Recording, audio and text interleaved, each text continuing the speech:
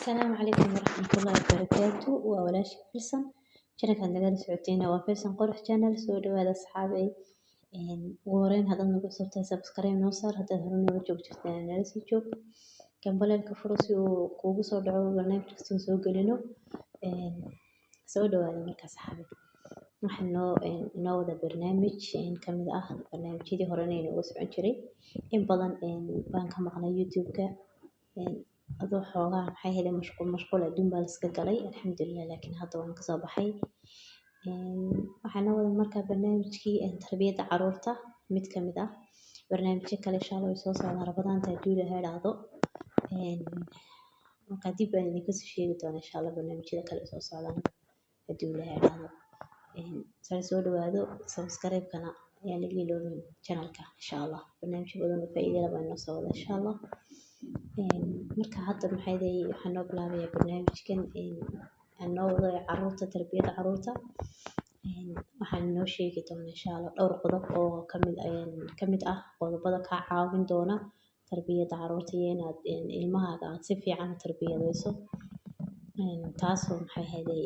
ku anfici doonta adiga iyo ilmahaagaba insha allah mustaqbalkiisa dambe iyo adiga maxay ahayd mustaqbalkaagaba li'anna ilmaha marka la dhalaayo oo la korinayo la tarbiyadeynayo waxa loo tarbiyadeynayo loo dhalayaa loo korinaya intaba inay adduun iyo aakhiraba ina anfacaan insha allah ilaahay inooga dhigo caruurta kuwii adduun iyo aakhiraba ina anfaca markaa soo dhawaada daawasho wacan dhowrka qodob waxay ka bilaabmi doonaan insha allah halka midka ugu horeeya waxa weeyaan ilmahaaga dadka hortooda ha ku canaanayn waxaad iska ilaalisa in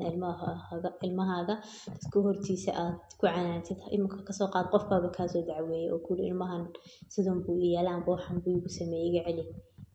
waxaad tiraahdaa hayaana kaa celin doonaa adigana waan ku raali gelinayaa kadib guriga soo gal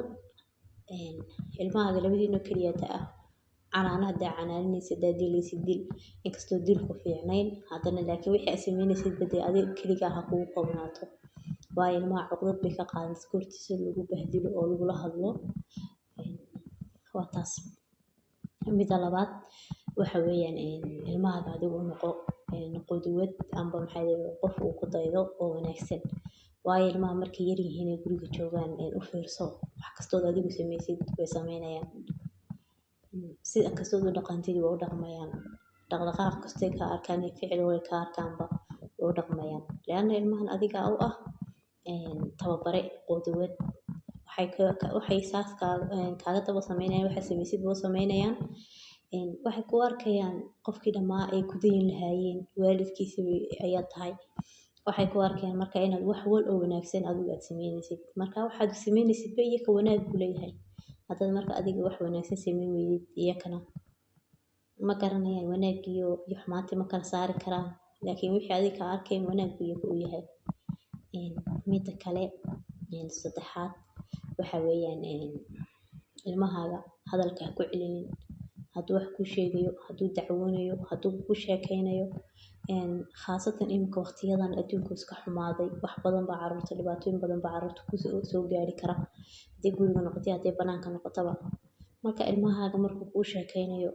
dhegeyso oo la saaxiib oo warkiisa ka kor gabadh iyo wiilba soo dhaweyso si uu ilmahan wuxuu noqonayaa hadhowto wax walba kuugu sheegto waxba kaaga qarsanin insha allah midda afaraad waxa weeyaan ilmahaaga ha ogolaanin inuu hadallada adiga uu kaa maqlay inuu dadka kale u gudbiyo amba wuxuu dadka kale kasoo maqlay inuu kuusoo gudbiyo macnaha taasoo ah inuu qofka ka dacwoonayo ma ahaanba inuu qofka wixii lagu imika hadal xun buu qofku ugu caayay macnaha amba hadal bahdilaadi buu ku yiri inuu kuu sheego taas maaha taas wuxuu dareemayaa inuu hadalkaasi uu ka xumaaday marka saas buu kuugu sheegaya laakiin